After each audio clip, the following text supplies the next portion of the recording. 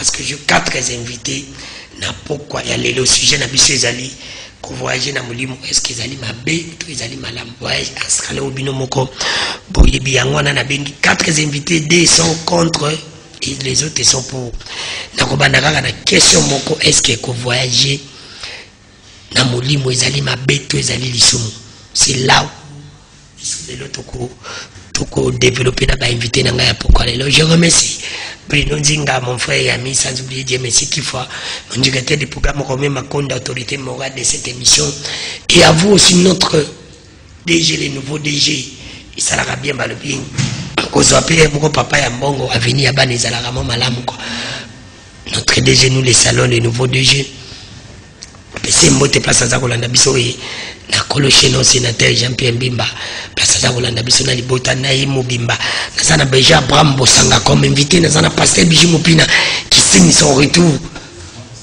et na za encore na Maître Chika et missionnaire évangéliste Franck Mukaja tozana ina pourquoi lelo andiko bele baza kotuna DG na biso ya sike komina ni komi honorable Raphaël Kibuka c'est lui le DG de Canal Congo Télévision CCTV déjà bon bosanga na bande panao question na ngaka ka liboso yango na zo bande émission ezali que vrai Astral est-ce qu'ils allaient mabe to ezali le somo yo le ba ki za mabe mais bat balobi na tuna yo parce que mitune belé yaki par rapport à émission bosana ki na Maître Chika et pas na yo bande ko balobi na tuna yo le ba ki que nene batu soka zali ko sala ba signe pona mutu abiki ezali mabe par exemple mais bandi ko babina tuna o Jésus abikisaka mutu ataka mabeli na miso est-ce que ezali mabe Jésus abisaki mutu akomi boka mana mai ezalaki mabe est-ce que moi so ba ibisaki atala simate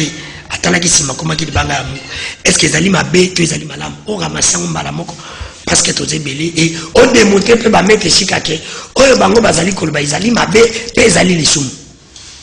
Merci d'avoir été fou là. Nous avons besoin de l'occasion de nous kitoko na salingolo tukutana lisusu. Soki toza koya koloba po eza pona ko éclaircir bandeko per vérité ezalasi les points où tozolobela. Et bato fo bayeba o bazona na biso nazoloba na part ya notre Seigneur Jésus-Christ qui est le véritable Dieu ne onga na za mosali na ye.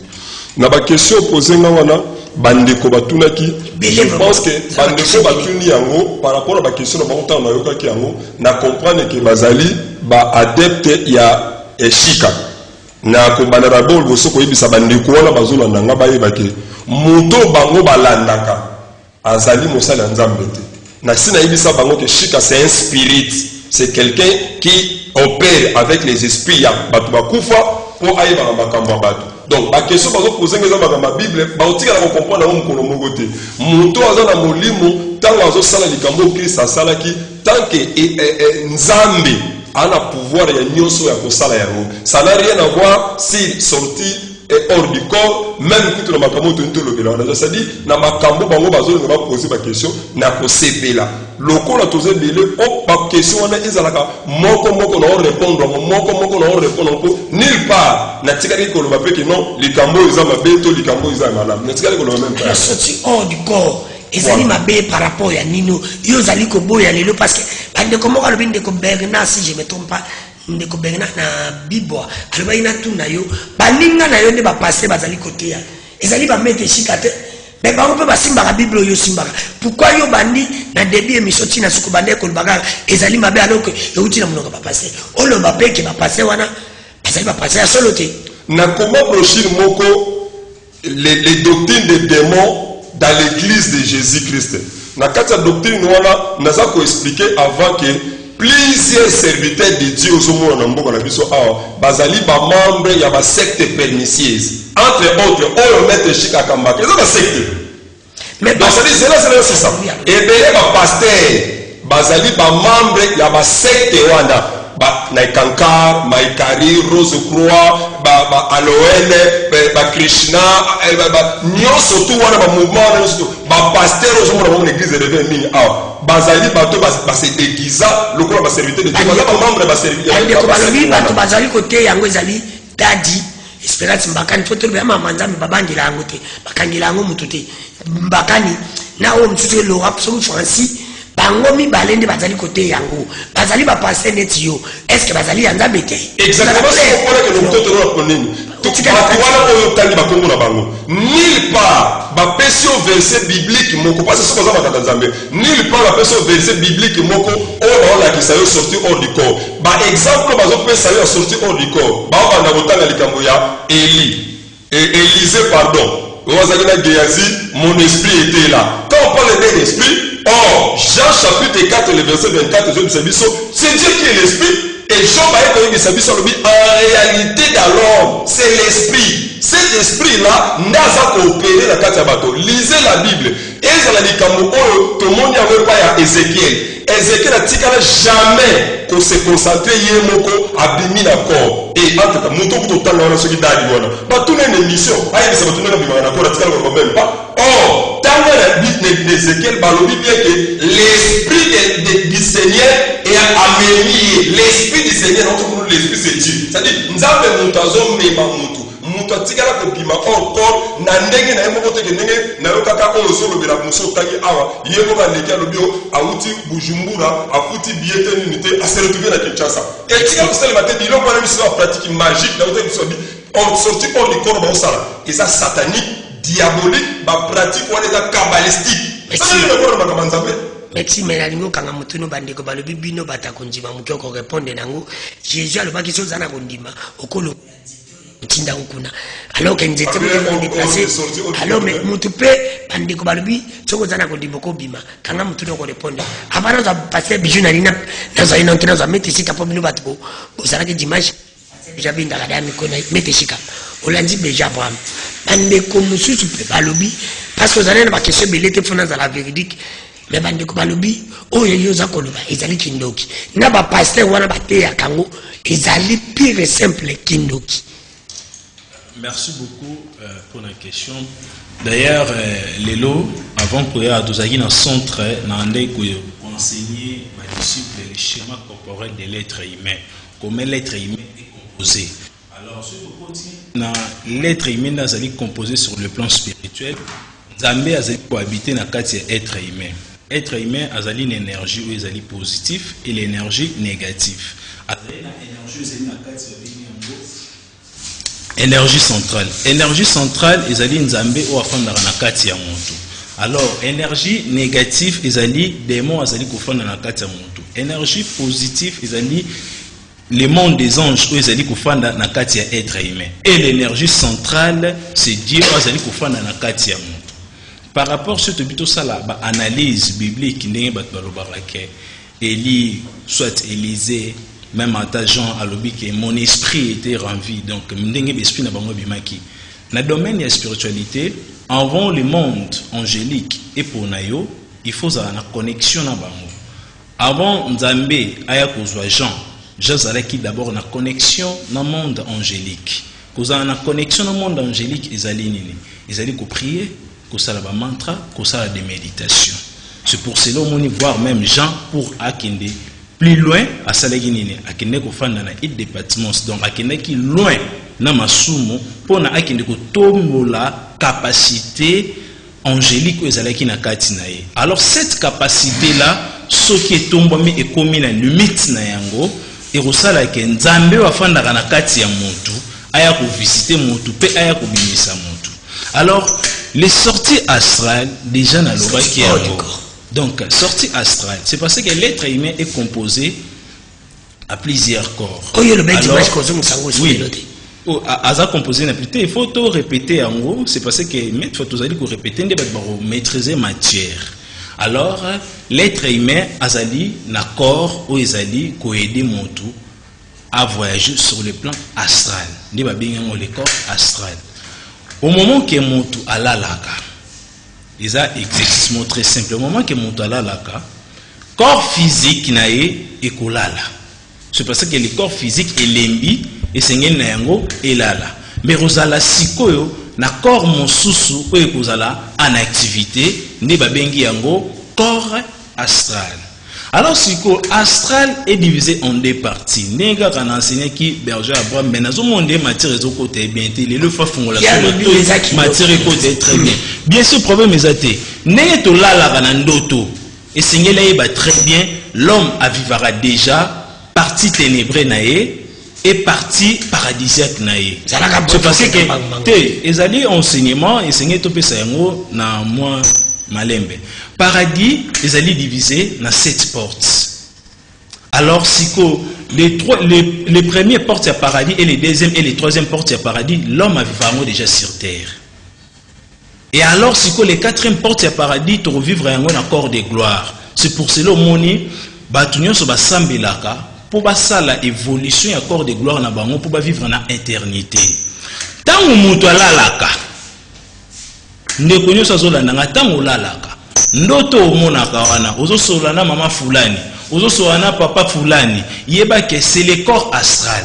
Mais le corps astral a monté kindara par rapport à caractère physique na yo. Ce que ozali ndoki, tango ozali kolala, corps na yo astral et autres qui na astral inférieur. Et c'est que l'astral, le monde astral est divisé en deux parties. L'astral inférieur et l'astral supérieur. L'astral inférieur est là où est-ce qu'on a qui sait bien que na lokayo, na robeta yo mbasu, na rosala yo boy, a rokinde na astral inférieur accueilli à lokio. Alors ce qui pasteur, bon, na évité le bas qui basa qui va opérer ba miracle était. Le tout pasteur ou opérer ba miracle. Le vrai miracle spectaculaire, alors le vrai miracle, opéreront toujours dans les corps astrales, opéreront dans les corps physiques, pardon, acheté au récupérateur. Tant mon pasteur a eu samedi la montre, peut-être une chose na téléphone, maman a une chose pas mon anaté. Tant mon zolo baké, Zima par exemple, Yesu koto zali.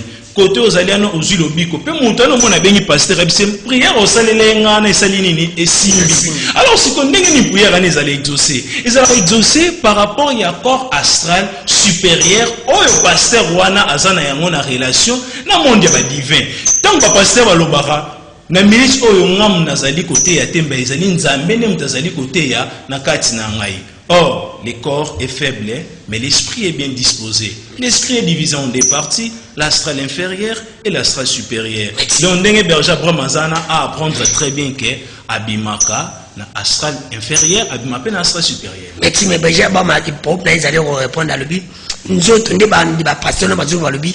Qui est mon corps, a foutu billet, a matin à bioté, ma yé mora le ngoa, nous autres comme dans le Bumbashi. Moi, on est commis dédoublement. Ah, merci.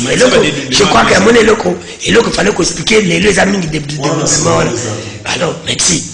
Bien que Franck Poulay, Mokaji, Olandi bien dengue, Bango Balobi, Olandi de Meteshikari. Pourquoi vous savez que les amis qui voyager hors du corps, ne va passer, monsieur, va passer, va côté où yebi, va passer. Balobi, c'est normal. Mais tu es capable justement, mais tu vas passer ma famille bazali kobo yango. D'après la ligne en tant que musala nzambi, on me capé qu'on démontrer que c'est normal. Ok, merci Mingi. Ça fait 3 minutes. Voyage astral est allé le komoko boye est allé normal. En premier lieu photo yeba astral, monde astral, et zo vanda wapi zo existait wapi, est allé nini monde astral. Monde astral c'est un monde qui existe entre la terre et le ciel. Le monde astral est composé d'aba étoiles, la lune, le soleil, toutes les forêts du monde, les océans, les cours d'eau, les rivières. Banyema ya zamba, na banyema oyo tozali na yango na bandako na biso, na mabele tovandi, les êtres aquatiques mai, nyonso tu wana ezali composé monde astral. Biso nono bato tovandi na monde astral. Monde astral na kati na yango il y a plusieurs mondes. C'est-à-dire, c'est comme un état dans un état. Dans le monde astral, tu as un monde des anges et des archanges. Tu as un monde de dracon d'or, un monde de dracon rouge. Tu as un monde de pouvoir et nature, monde de la nature. Et tu as un monde phénoménal. Côté bana oyo to botaka ba utaka. Et tu monde phénoménal côté pe ba centre na biso ba kindaka. Et zali lokole nechi monde astral et zali lokole nechi ville ya Kinshasa oyo catégorie ya bato na bato bazo vanda na ba fonction na bango ebele. Mutu akouta Bandundu, akouta Équateur, akouta Kasai, azoya Kinshasa, aye l'objectif mon côté. Mosusu ayeli ko consulter un docteur en droit, mosusu ayeli ko consulter un féticheur, mosusu ayeli ko consulter un prophète, mosusu ayeli ko consulter boy. Il y a aussi le monde des anges oyo, ba pasteur ba travailler kana yango na ba prophète. Bazolo ba o Dieu me parle, les anges ambete ba prophète et bazo doté prophète ba ange na ye, oyo ko kani na ba niveau spirituel na ye. Ba oyo basolo la na nzambe, bazaka na capacité à kosala religion na bango. Écrit na bango na liturgie pe na bango. Par exemple, toko cité Shakyamuni asolaki na nzambe asali bouddhisme. Tozali na Mahomet asali islam. Tozali na Meshu Sama asali Sekai Kiseikyo. Tozali na ba message du Graal. Tozali na ba Krishna. Tozali na Moïse asolaki na nzambe asali judaïsme. Atiki religion na ye judaïsme.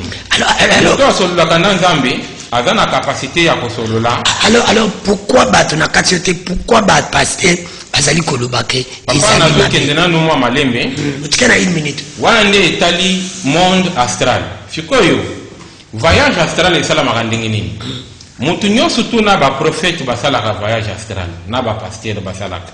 Quand yo olali olocho zana mboka ou bien au locho moni mutu akufia zo peso message automatiquement ezali voyage astral wana ezali na sens commun mutu nyonso tu akotaka monde astral monde même ko tozo vanda ezali kaka monde astral ezali na deux parties visible na partie invisible. Partie visible nde ba étoile ba nuage ba forêt ba cours d'eau ne ci rivière zongo obechikelelo boye mayo ne banduka ebele.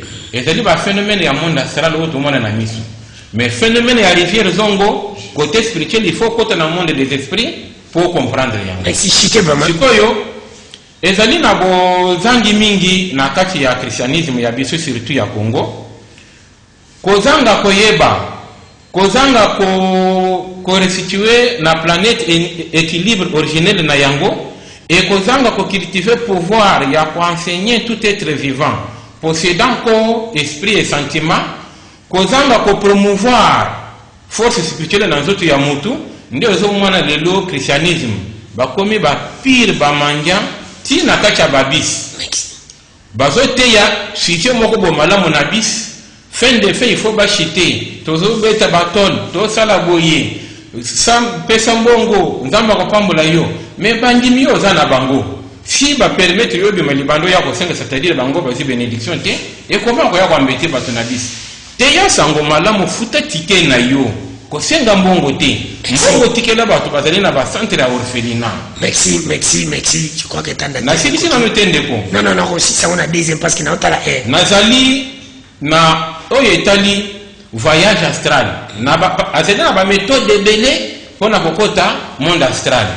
Ezali na voyage mususu mutu azokota na temps visible et puis ba prière wana mutu na kopesa yango akotanga akokuta nili para bakomi kombo ya démon azokuta bakomi Jésus Christ bakomi na basi mususu. Merci pardon na katio vraiment parce que pas d'internet qu'il faut tous à la bref pour permettre baninga pas répondre parce que bijou mopina olandi bango oyo paza musali nzambi ça dit attendre bona lati zambala neti shikao kanja azambe musala nzambi alors olandi basala nzambo balobango olandi beja ba molandi meteshika pourquoi bino boza ko condamner bali biso ki oza na kondima ko sala ko voyager yo pour lotaka nana lotaka parce que bino boza ko boya ngo pour nani wapi passer comme mabe. Bon, problème c'est que naoki maître Chika naoki missionnaire nayoki bango baza kati na maloba nzambe te. Yo mutu za kati maloba nzambe loba baza kati na ba science ozuma l'explication étoile tout ça intérêt ya nzambe na kati ya nini ba enseignement o bazo pesa batu wana eza na intérêt nini pour emema nini na via batu. C'est ça le problème. Connaissance oui mais ya mokili eza connaissance ya esprit ya kokoma capable au sa miracle. Nous ala so so na zolo bango zolo botiki bango o tikanga na loba alors na tikeli o bango bazolo ba wana ezomema bato wapi intérêt nango eza nini. C'est ça le problème. Notre modèle alobi aza missionnaire, maître Chika aza na doctrine na ye, donc ye andimaka Christ te, donc il est dans des sciences, aza maître ya nzambe na ye. Mais ceux qui est missionnaire comme lui, il a reçu Jésus, il parle des voyages astrales, il parle sur la angiologie, automatiquement c'est un faux serviteur, c'est un sorcier. Ah, excusez-moi, le terme non seulement yé, mais batou nyonso oyo bazako accepter voyage astral sont, ils ont d'abord la sorcellerie et ils sont tentés de pratiquer la sorcellerie. Comment?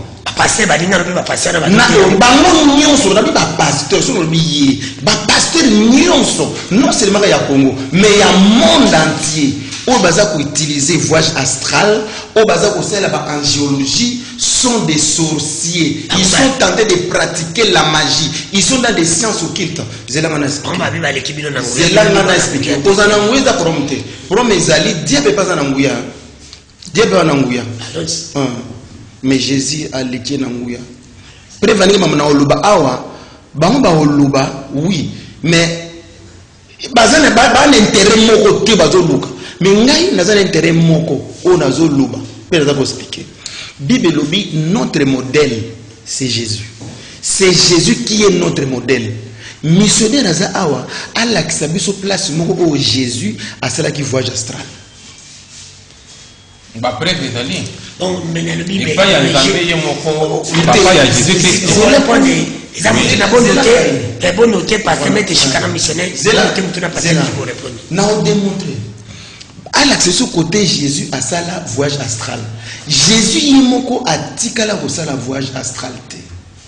Jésus sur la terre à ça la qui voyage astral. Voyage astral il y a lelo mutafandi. Yemoko azako utiliser esprit na ye na volonté na ye. Si vous allez bien dans le livre d'Apocalypse, Balobi Nzambe a utilisé, donc l'esprit de Dieu a utilisé les gens. Donc Nzambe a utilisé l'esprit na yo, mais la volonté na yo te. Ce qui monte à utiliser l'esprit na ye, na volonté na ye, c'est la sorcellerie, kindoki. Donc si vous êtes pasteur wana, neti frère, azote ya sorcellerie. Donc bandimi o baza na église oyaza, bandimi on ba ke pasteur na bango missionnaire oyo, azote ya bango sorcellerie. Azote ko apprendre bango comment il faut faire pour devenir sorcier. Maître Chika, c'est normal. Pour doctrine naie, les autres doctrines ba sorcier. Il y a ba science occulte. Pasteur Jésus le baki. Ceux qui oublié, nazo pas exemple nga naza chrétien. Mais naza pasteur chrétien. Naza muta Moïse. Moi yokangai. Nga naza muta Moïse d'Abraham. Dans le temps de Moïse d'Abraham, moi je n'étais pas là. Moi je suis témoin de Christ. Modèle nanga Moïse des Abraham. Ezaba Eli ba Élisée. Modèle nangai c'est Jésus. Jésus oza modèle nangai tant comment Lazare a kufaki. Jésus ayaki na tombeau ya Lazare. Jésus a ça qui voyage astral té. Mais devant le tombeau, Jésus a dit Lazare sort. Comme bango bazo na besoin de faire un voyage astral. Hein? Mais pour l'unité, ba kede ba kota. Babima. Jésus, quand il a rendu son esprit, il est parti évangéliser les gens qui sont déjà morts. Mais la vivant, jamais Jésus ne voit ça. Voilà un, deux. Oui, mais voilà, il faut miracle au sala et ça la conforme à la parole de Nzambe. Jésus a tambola di kolo mai. N'est-ce pas? Nanzoto na yeba moni Jésus tambola di kolo mai. Mais bango bazomona ba danser. Ba voyage astral, ba modèle ya Jésus, ba kendi. Mai ya njile zawana, hein? Fleuve zawana, ba kendi ba tambola di kolo mai. So ba ko dinda te. Ouais, ça dit. Ils sont entrés, ils vivent dans la confusion. Jésus est venu sauver le monde. Merci. Dieu a tant aimé le monde, il a donné son Fils unique, afin que quiconque croit en lui ne périsse point, mais qu'il ait la vie éternelle. On a saisi ça. Oui, puis que Batozaki Nanzala, tant qu'ils ont fait le miracle, 5 pains et 2 poissons, n'est-ce pas? Jésus passe le miracle, à celle qui voyage astral, à Loubaki, il a parlé. Batouba lié, batondi. Bango si comme que bango fait miracle qu'on les quand même Jésus. Peu manga musuza na biba ko mango te. Mais bango ba za nos 5 pains et 2 poissons, ba ça le miracle pour nous ba voyage astral na bango. Ils ont la sens te. Na ebisio on a finir. Batu nyos voté ya voyage astral.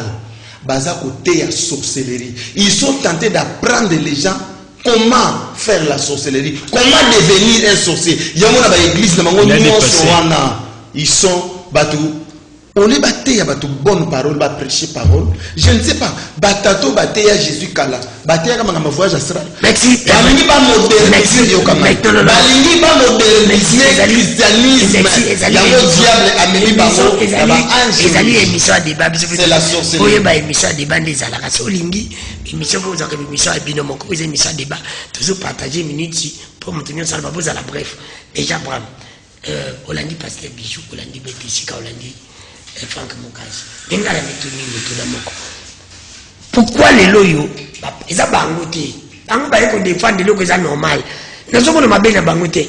Pourquoi les loyo va passer va changer mondialisation va comme à bateau pour être à les loyo. Important c'est la mezani. Parce que yo pose à passer parce que bango ba lui que ça malam. Bango ba teité.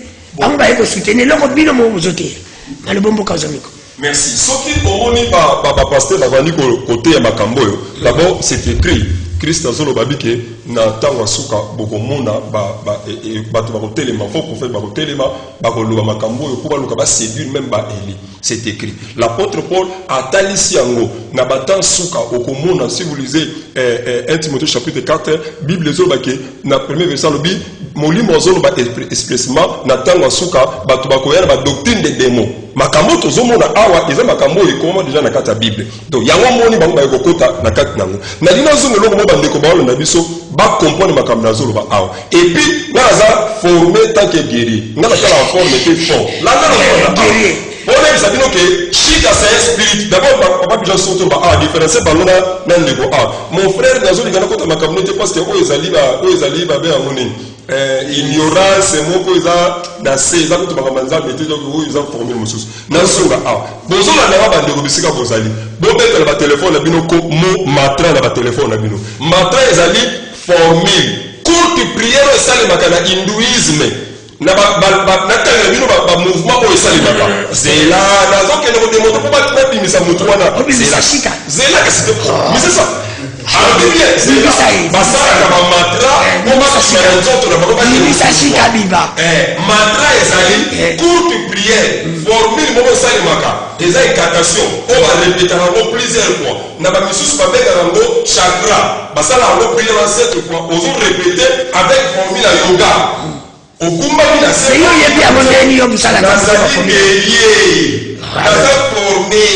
formé na makambo na bango alors na bina yo nazali guéri na formé pour la détruire misala na bango quoi que ça peut péter il y a ça ba la ki wana yebi yango bimi oye na monde nzambe mais l'apôtre Paul azala ki judaïste alors azala na yebi monde na bino bato balanda ke bayebi te batala te bato balanda ke balanda ba beta bon matra na lobi yango awa ezali formé courte prière o esali wakana hindouisme na jaïnisme na sikhisme na bouddhisme eza ba courte prière na peso ba formule wana ba matra ba chakra eza ba invocation o esali baka na monde de ténèbres pour muta kota na trace abima soki ndenge kota na temple na ye ba ke le beta porte mon polomosus abuzonga te sili na zo biso vérité et si nous pouvons écouter dans la simbi et si basi na été ça la na miso batuté akota kana kata na temple na ye asuna kata le bita na bita zo bima nini nguso la sala lo izala passer on est-ce que basala ngwe nini passer na bino papa bija sa peso réponse a d'abord toi le ba osala Job a lobi boy na kata eloka dina mandoto Job a lobi boy Dieu parle cependant tantôt d'une manière, tantôt d'une autre. Abani kolobela. Vision, songe biloko na to so mutu alali azolota ndoto balobi bien nzambe mutu azolobela nzambe tana azolobela mutu na oto biso awa azwi Ezekiel azwi Paul ameni ye akomeli biso apokalipse akozolakisa ye makambo même ntango azolakisa Moïse les 5 livres na ye nzambe ameni ye bandi kotalisa ye baréalité na monde astral baza koloba papa au-delà ya monde astral tozali na lien d'atmosphère premier ciel deuxième ciel l'univers des étoiles. Na troisième ciel, là où habite le Dieu avec ses anges. Mais il y a des choses qui sont pas notées à Batam. Non, t'as pas différencié les astres. Les astres, na demain les hommes peut-être. Merci, Patia Bijab. Merci, Bijab.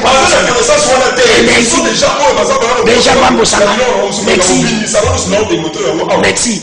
Mais que si tu as dit que j'ai pas démontré, ce qu'on continue à faire, ça va disciple, ça va pour capote, ça va simba.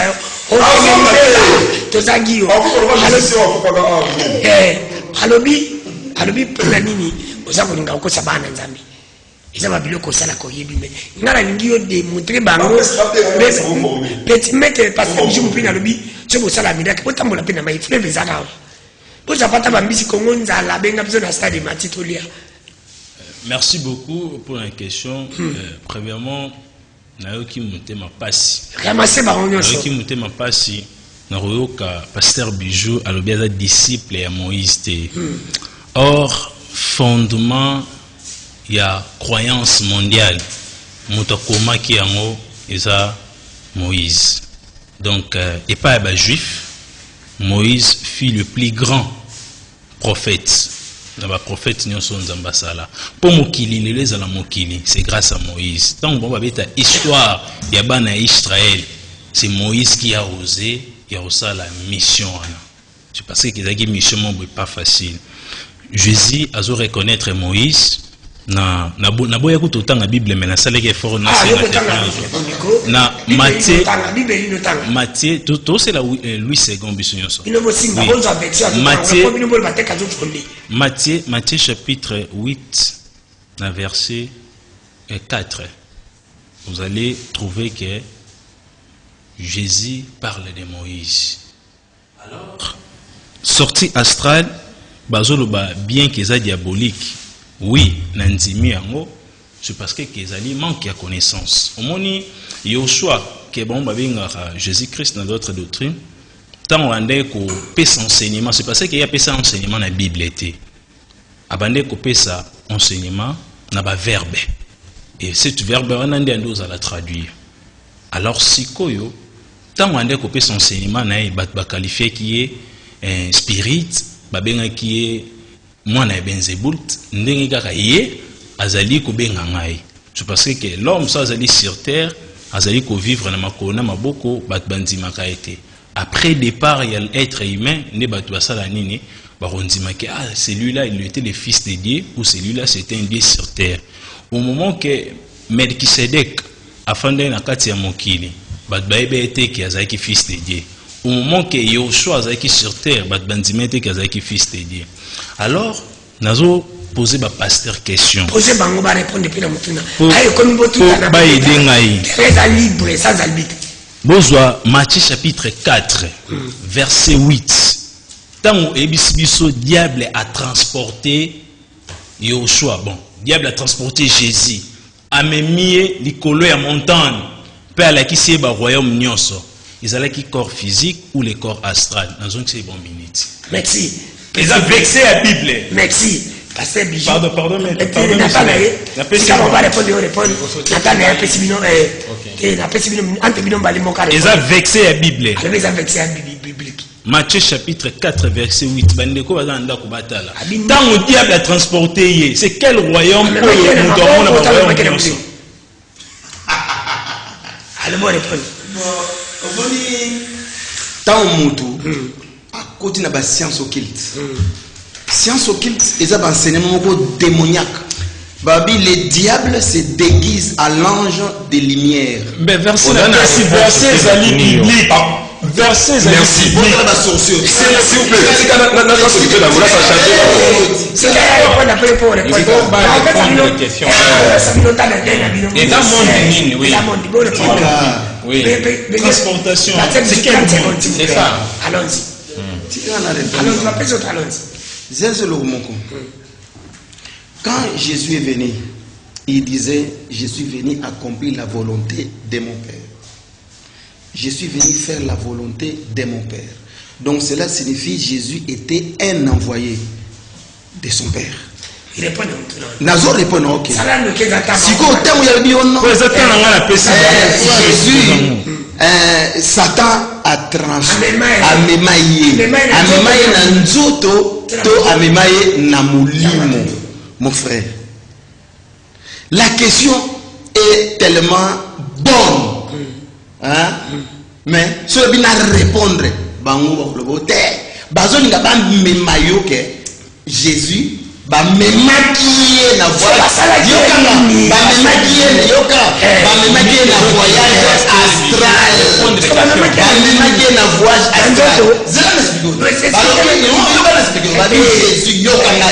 Jésus, après avoir gêné 40 jours, 40 nuits, il avait eu faim.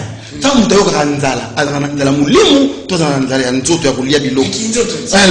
il y a un tenté. Ce qui au sauté, nous avons le ange va vous voir. Ce qu'on a nzala,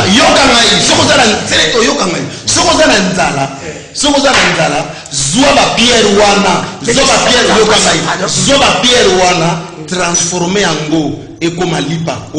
Si vous allez lipa, si vous comme une libanga, si vous comme une lipa, allez lipa, on a esprit, on a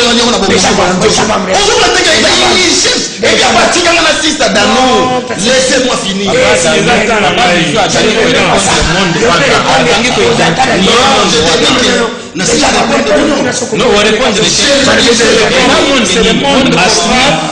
Alors, il avait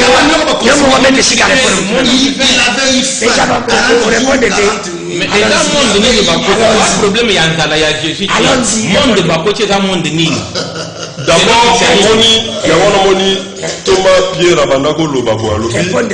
Attendez, Thomas Pierre Abanako Lobalobi, apôtre Paul, notre frère Paul, Abanako Lobamo Bakamobo Yamakasi, mais Batu Oyo Bazako comprendre te, ignorant, n'a pas mal affermi, Bazako tord le sens Néango.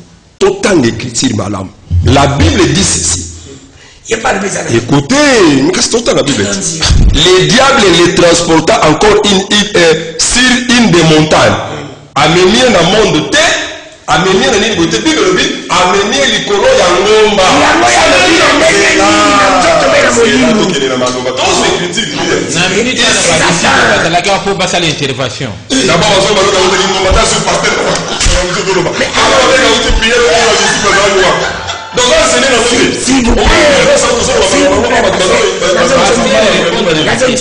Mais dans notre réponse, amener les colons Yangomba. Est-ce qu'on parle du monde?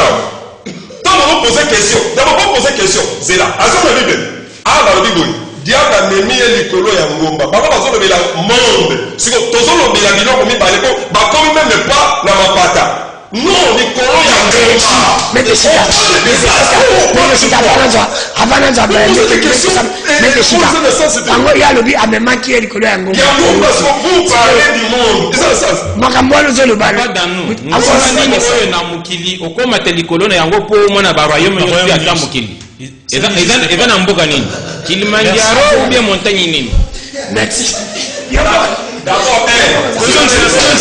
Laissez-moi parler.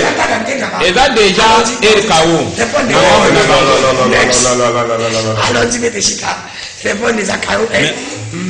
Merci beaucoup. Merci beaucoup. Nous assure Bandeko Bazanandako va comprendre très bien.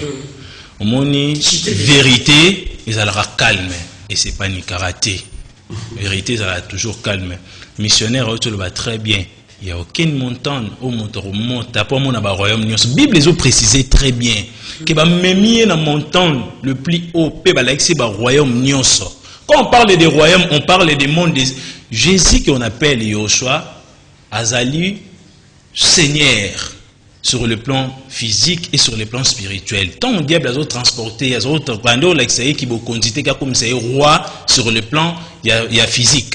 Andé ko la kisaye royaume sur le plan spirituel. Alaxé qui est le royaume des anges, alaxé le royaume des démons, alaxé le royaume des créations, puis alaxé le royaume des énergies. Et ça matière habité, fanda kimia joa kubi kina kaye utamba. A expliquer toutes les matières. Ça va expliquer. Alaxé qui monde spirituel, c'est le monde astral, c'est le monde où Ezali, où Bango Bazali Koboya. D'ailleurs, il faut bandeko baye bapé très bien bandeko bazota nandako. Jésus n'a jamais été chrétien. Là, il faut boyer bayango. Donc, Jésus, il était illuminé. Illuminé à Salaka, enseignement, puis à Salaka na pratique. Mais le maître étant Azalaï pour enseigner, andé ko l'exabatu pratique, puis andé ko l'exabatu enseignement.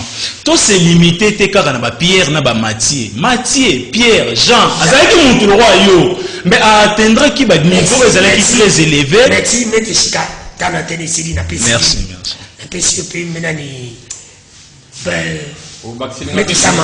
Merci. 2 minutes. 2 minutes, on répond à ma peine. 1 minute, tu pardon, ma bonne respecter ma 5 minutes. Namayamatali, pasteur, en tout cas, Bameli et Kao. Au moins, spiritualité, et là, il y a comme côté, il y a Kotomboka. Pour qualifier, Batobaboy. Nazo Kendena, on a monde astral. Monde où Bamemaki Jésus est le monde astral. Oyo, Bango Bazali ko ignorer. Et puis, Moko ya serviteur ya Nzambe, Salomon, si je pense bien, Nzambe a memaki na monde astral. ala kisiye ndaku oyako yako zo modele wana tongela Nzambe na se mabele ezali monde astral ndenge tovandi bo bato bavanda kana monde astral du côté invisible bazo mona biso mais biso to mona ka bangote monde wana meme ya bana woto botaka bazo mona biso to mona ka bangote ignorance ya kotanga we ezali conséquence ya kozanga ko développer zela tozo kende papa zela tozo kende opesi bango minute belé ozomona ba pasteur na biso tellement que non Jean-Baptiste Timothée Pierre bakufa Saint-Esprit azali na capacité à posséder mutu mususu pour mutu na comme enseignement te nde eloko ezana kacha mutu na bango trahir bango mais ngai na koki koyebisa bango eloko mususu ezana na débat que non Jean-Baptiste balakaki akobotama mais Jean-Baptiste abotama déjà na Zimbabwe abotama grâce ya un certain menuisier oyo papa ya Jésus na maman na yeba kendaki na Égypte et pas il y a un certain menuisier Chakazungana descendance na ye ofondi na Zimbabwe mokonde aye kobota Jean-Baptiste abotami déjà na Zimbabwe mais le fait que non baza en contact na Saint-Esprit ba limiter Saint-Esprit pas Timothée na Jean-Baptiste bakufa et puis na kati na bango ba pasteur kondima meza te ndenge baza boye bazo qualifier ba papa o ba kola na protestant na catholique que no bango ba ndeko ko sambela Nzambe te ba grand-père na biso bazaki zero biso nde bazo kosa na keno tamba ngo bakokufa bana wo bakotikala na génération ka na Bible oyo bakolobeni ba parents na biso ba yebaki te c'est-à-dire ignorance sur ignorance monde astral ezali monde oyo ezali ko exister même pasteur ndenga za wana oyo Nzambe nini azobe que non l'esprit de Dieu me parle que non mwana azandoki mais l'esprit de Dieu est moni kindoki ya mwana mais ezangi possible kindoki ya mwana et tiki fami wana na buluye ke mwana babandiko nyokola ye ko maltraiter ye ezali niveau ya ba ange ba prophétiser kana Nzambe te ba prophétiser kana ba ange moyen to kota na kacha dete ezati parce que zela opesna mite mke non zela na zolinga na chité sikoyo na kati ya monde na bango na sina ilifait différence ya muto solo kana Nzambe na muto solo kana ba ange ba ange na ba ange bazana catégorie na bango yo soki prophète ozali ko sala kukule elombe yeba que non lelo ulobi ba kodote yo ba ange à niveau inférieur okobanda koprofitize bato bete libaku na écouter yo cher okoti prison Merci. ce que ozali kotambola na droiture bakodote yo ba ange à haut niveau okokoma na capacité ya koprofitize na mutu na poto oyishe na bilamba la omona ye c'est-à-dire bango il faut pas développer spiritualité Merci, voilà, merci. Merci. Merci, pas que s'il vous plaît. Tout ça, il me manque glissement. Autant la montre, il y a une minute. Oui, voilà. La ligne, vraiment, vous respectez une minute. Nous avons respecté une minute. Nous avons vite, vite. Une minute. Dans nous, bateau, il y a un bamonte. Babi, que ceux qui ont déjà, ceux qui ont mis quoi ça, à Obuga dans le colo. Le colo, c'est Obuga dans spirituellement le colo. Ceux qui ont dit, banga, a changé, on a comme mapa, a roulé à mapa, les faits. Omoni Rolia una njoto. Rolia na njoto. Na mulimute. Siko bango bazo comprendre makambo na ndenge na bango ba science wana ya ndenge zangatina. Wana 1 2. Moi j'ai reçu Jésus comme Seigneur et Sauveur. Si moi j'ai vu, ce n'est plus moi qui vis, c'est qu'est-ce qui vient à moi. Jésus a dit, je suis allé, je ne vous laisserai pas seul, je vous enverrai le Saint-Esprit. Maintenant, on a besoin de là que nous avons ange, là que nous avons angéologie, enseignement démoniaque, magique, angéologie, ange. Pour ngai, ce qui n'a mis Jésus comme Seigneur et Sauveur, Jésus a appelé Saint-Esprit kat nangai. Maintenant, tout ce que je vais faire, na osenga na kombo na Jésus. Parce que ba ange, baza ba serviteur, ya nzambe pour na service na biso bato. Omoni, mais mutu aza na droite ya kokende ko consulter ba ange parce que salabo. Ça c'est la pratique, et ça ba pratique moko mystique ya magie. Merci paquet. Vous comprenez? Merci. Mais mettez si caché une minute tu n'en vas pas aussi. Ne va pas bien ngai. Oui, pour la rapidité, numéro est à Maître Chika pour l'enseignement, ils allaient plus de 143 89 63 62 367. Plus 243 89 63 62 367. Na kosenga na ba pasteur basala effort ba vérité. Soki ba vérité en tout cas bon bandesu ko combattre vérité. Ndé bazo combattre vérité même côté Jésus azali azosi. Nini visionnaire à l'uniboté bon 1-0. Oui, c'est parce que tu reposer une question donc répondre à merci le visionnaire Yobasuka. Ok. Par rapport à Nina, numéro Nangai à contact Zali plus 243 84 303 42 18 plus 243 84 303 42 18 message Nangai à Souka Ezali ko s'adresser pas à président Nabiso de la République Fachi Ezali na demande d'audience Oyo depuis 2019 na Salaki. Ce que tu as dit na souka parce que le fait na avancé qui va demander l'audience nous va répondre na comment prière oyo prière o ce que tangi ezwami na monde astral oyo bazali ko critiquer lelo wana ba centre ba bengi ngai na côté séjour de mort pour na ko prière on a komango au région nationale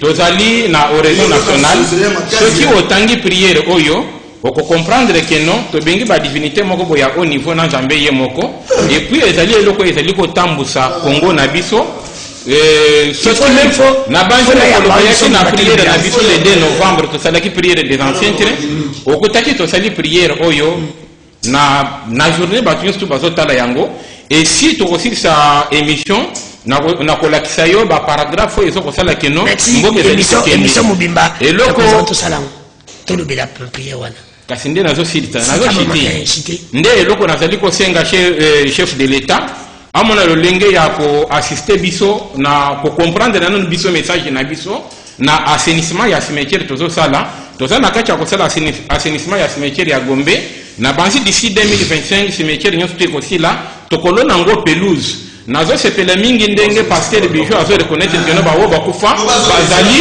a reconnaître que no maître na bango o maître pe na biso Jésus Christ akende na service mort côté ya bato merci oui ça kufaki merci et j'alba chité to comme na chika ba matika nde eloko tozali koloba po chef de l'état ya mbabiso bato bakufa bazali na capacité à intervenir na makambo ya merci grâce na bango nde prière oyo tozwaki et tozokosala tolingi kokota na détail te parce que tozali na bagrande démo tomettre na kati ya cimetière oyo bazalaki à la base ya bamakambo mosusu vérité nyonso ezali ya korevele te naza besoin te keno bapesaka bongo bango bato baza na limité batelemaka na se anzete bapesa ngai 50 personnes nasala na bango mosala moko boyenasilisa na 2025 nasilisa yango pasteur bapesi ngai minute na chite oui bapesa ngai 50 personnes oui, bah voilà, même la limite. S'il vous plaît, non, mais je sais même, mais non,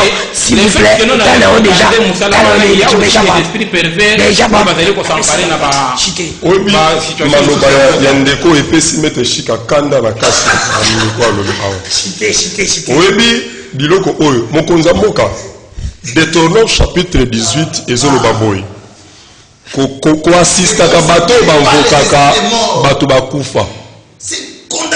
Nayebi contre Danou Laurent Désiré Kabila aboyi barebele bakota na Kabinda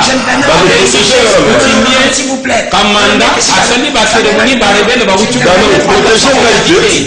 ok na bandeli mokonda mboka pa zokanga Deutéronome chapitre 18 ezoloba boy ko consulter bato oyo babela bakufa te bato baza ba spirit o bakotaka na entrance na ba matra o babelela ba bato bakufa lui-même c'était un grand esprit. Alors si alors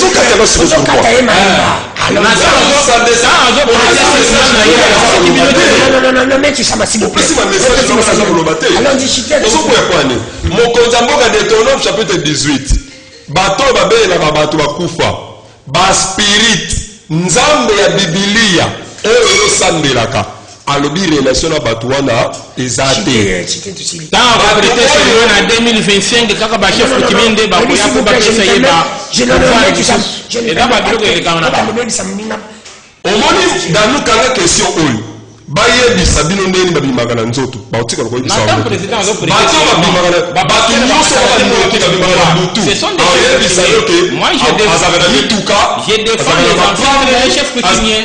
Mais moto omemi le biso boye bato oyo balokaka babimaka na butu okoyoka yo biso bike azala na lupango azala na famille na kindoki bazala na bambogo na kindoki na donc cela veut dire que monde wana ezali na rapport te na 3e siècle biso basali ya nzambe to collaboraka na nzambe oyo avanda na 3e siècle na ba ange na yo ba service na ye biso tozala droit ko évoquer bango te to seka pa na nzambe atindeli biso bango ça n'a rien à voir avec ba astre et le rapport te na makambo za spirituel ya nzambe ya vrai merci Benjamin merci vraiment merci je crois que bolanda ki bomona ki mission de lekaki mais te sika na pesa simu moko malobate na lobi que apesa il me on a été après prophète bijou mon pinezali 090 92 91 227 090 92 91 227 soko bengi uza mais prophète bijou mopina nandi koto komi vraiment na soke émission ce qui bomoni ezala il me bozana me mettre sika nan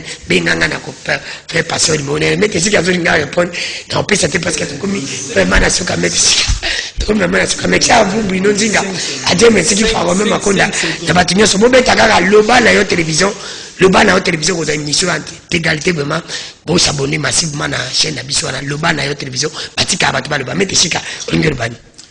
Merci beaucoup pour le glissement au Berger Abraham Kota Mokili na ignorance tenza bafandara na 3e CLT. Merci. Pardon. Merci Bruno, merci Dieu, merci qui fa déjà mama koti batina. Na mobunga te mais mokonza mboka na kosenga oyamba prophète Metu Sama ekozala malamu pour l'intérêt ya mboka parce que baza kosala assainissement pour na ville province ya Kinshasa.